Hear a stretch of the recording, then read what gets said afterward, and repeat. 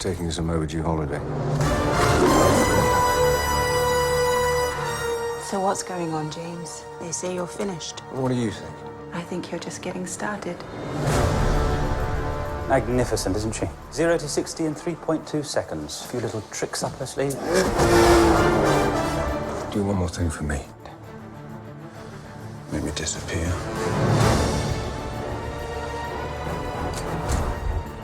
Tell me where he is. He's everywhere. Because right now, I'm your best chance of staying alive.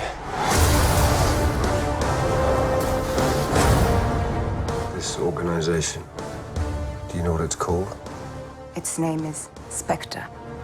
What took you so long?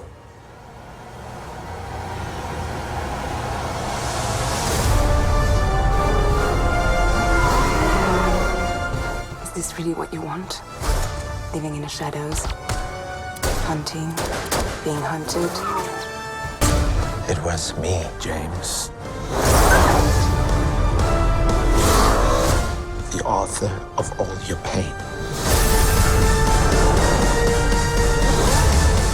What's going on, everyone? Great Talon here, and today we're going to talk about James Bond 007 in Spectre.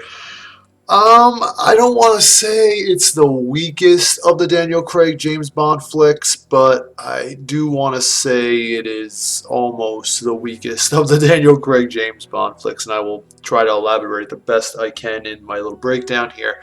So right off the bat, the plot is pretty much tries to center around the organization known as Spectre, like run by this character named Blofeld, as seen in the old James Bond movies from the 1960s. They try and do a little bit too much here. I think the problem is the not only is the runtime over 2.5 hours, but they try and do a little too much here. They try and have it be a culmination of all the movies from the 60s in one thing, including up until On Her Majesty's Secret Service, which the ending of this movie kind of parallels that or mirrors that or tries to. I just think it tries a little too hard, and they kind of come up a little bit short because it feels just really forced. Like they really just wanted to have a greatest hits James Bond movie, but that was kind of, they did that already in Skyfall, and this is just kind of a dull presentation. First off the bat, let me get off what I did like about the movie. I enjoyed the, now Q this time around. I didn't like him in Skyfall, the new Q, but this time around he comes through with some really cool car gadgets. Like there's a new Aston Martin that has fucking like fire that comes out the back like the Batmobile, and it does some really cool things, like has really like cool methods of tackling terrain and whatnot. There's a really cool train fight with Batista, Dave Batista, it's really cool, pretty action. I'm a sucker for train. If you don't know me, folks, by now, I am a sucker for trains, like train traveling, traversing, action scenes on trains and whatnot. Whether it be in movies or video games, I'm just a fucking sucker. That's why Uncharted 2 will be my favorite video game of that series, because of the fucking train scene that it just goes ballistic. But anyway, it's neither here nor there. Those are pretty much the only real like positive aspects I can see. There are some other cool action scenes, like there's a lot of cool things with a lot of explosions also in this movie. A lot of things going on. There are some action, good action scenes. There are some bullshit ones too, which we'll talk about in the cons section. But honestly, though, what I want to talk about in the cons is that the opening of the movie is okay. It has the staple action. The first 15 minutes of the Bond movie is the most action-packed, yes. But from there on in, again, the second act and even the majority of the movie follows suit with some slow and dull pacing, and the plot should have been way interesting than it turned out to be, with Spectre becoming together and organizing, and just culminating to dominate all the world's affairs and whatnot. And then the plot kind of just takes this weird turn where Bond is trying to find Spectre, but in doing so he has to protect this girl who ends up becoming like not just a Bond girl, but a love interest, segueing into the next movie, No Time to Die. And it just feels weird. It just feels forced, and just, I don't know. It just, it's just strange. It's very strange to see, like, I mean, it's kind of, like I said, if you watch On Her Majesty's Secret Service, it's kind of similar in a way, because in On Her Majesty's Secret Service, Bond makes a deal with some rich fucking mogul guy to marry his daughter if he gives him the information he wants. In Spectre, James Bond promises a dying man to protect his daughter if he tells her where the organization he wants to find out where it is. So it's very parallels to On Her Majesty's Secret Service, but I just think On Her Majesty's Secret Service did a lot better. It felt more organic. Also, too, I was a little disappointed by the performance with Christoph Waltz as Blofeld. He looked really good, like in the end he had the scar and everything, which really looked badass. But it just came out, there was some cool lines he dropped, but in the end he just came off like a little bit of a chump, unfortunately, so to speak. He just kind of, he's kind of just like a coward in the end. Like, yeah, he's a little like Snake, and then he fucking runs away. And then the final moment of the movie, spoiler, not spoiler, they're fucking, Bond is in a boat with this girl, Madeline, and they're chasing down fucking Blofeld and in a chopper, and they're like catching up to him in this chopper, right? And, I mean, it's this boat, and then Bond just has a fucking Walther PPK, right? A handgun.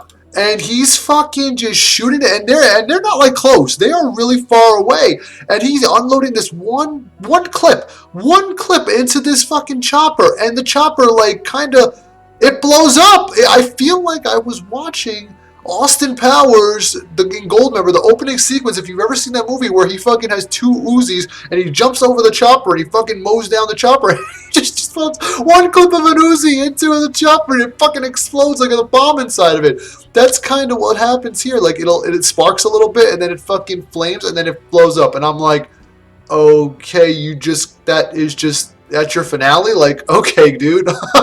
You know what I mean? It just feels, this whole movie, I want to, the problem with Spectre is I want to like this movie. I really fucking want to like this movie. This movie has potential to be so much better than what it turned out to be. There was a cool scene in Austria with the fucking cabin and the snow and whatnot. I thought it was really well put together. There's a lot of good set pieces in this movie. It's just they're sloppily executed, and I hate keeping on using that term, but that's what it is. It's just very sloppily executed.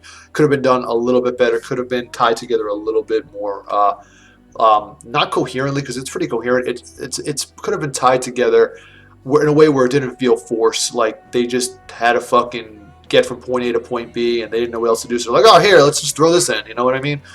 And with that being said, I'm just going to wrap it up. So if I keep this short and sweet, because I really didn't have much to say about this movie, because a lot of the movie, throughout the second half of the movie, like the second act, I was fucking on and off snoozing. I was like taking a siesta because, and when a movie's put me to sleep for like a minute or two here and there, it's just, it's not a good thing. So, again, if I had to score this movie, James Bond 007 in Spectre on a scale of 1 to 10, I would give it a 6.5 out of 10. It's a fair movie. It's all right. It's borderline good to me. It's not the best. It's definitely not the worst Bond movie. I could even go as high as a 7, but for now I'm going to stick with the 6.5 out of 10. Which I then, looking back in retrospect, I think it would probably be the weakest, yeah, because I think I scored Quantum of Solace 7 out of 10. So the reason I like Quantum of Solace a lot better is just it felt more concise and more to the point. It was only 90 minutes, like barely over 90 minutes. It was like 95 minutes. Just got you in, got you up, did what it had to do. It had a fucking weak-ass villain. I didn't like the Green as the villain. I didn't like him. I liked, obviously, Blofeld a lot more, but it just knew when to shut the fuck up. And this movie just kept going on and on and on. Granted, Skyfall, what amazes me, though, is that Skyfall, the predecessors of this movie, was the same length, minus 5 minutes. So it was 5 minutes. This movie was 2.5 hours. Skyfall was 2 hours and 23 or 25 minutes. And that movie I wanted more of. I couldn't get enough of Skyfall. This movie, I was like, no, just end it. End it now. Please end it. I'm ready for it to be over. I understand what you're trying to do. I understand what you're trying to accomplish. Just go. Just get on your bike and just go. Anyway, so that's my little review of Spectre. Sorry if I disappointed you folks who out there who like it. Anyway, next I got 3 movies left. Well, 2 movies in canon. I got Octopussy is going to be next. I'm going back a little bit. And then I'm going to do A View to Kill. 2 Roger Moore movies. God help me. I hope I can get through those without falling asleep. And then I'm going to do the unofficial sanctioned Never Say Never Again with the Sean Connery one. That's the unofficial Bond movie. And that's a wrap. So anyway, with that being said, thanks for checking this video out. Don't forget to like and subscribe, and I'll catch everybody next time. Thanks, as always, for stopping by.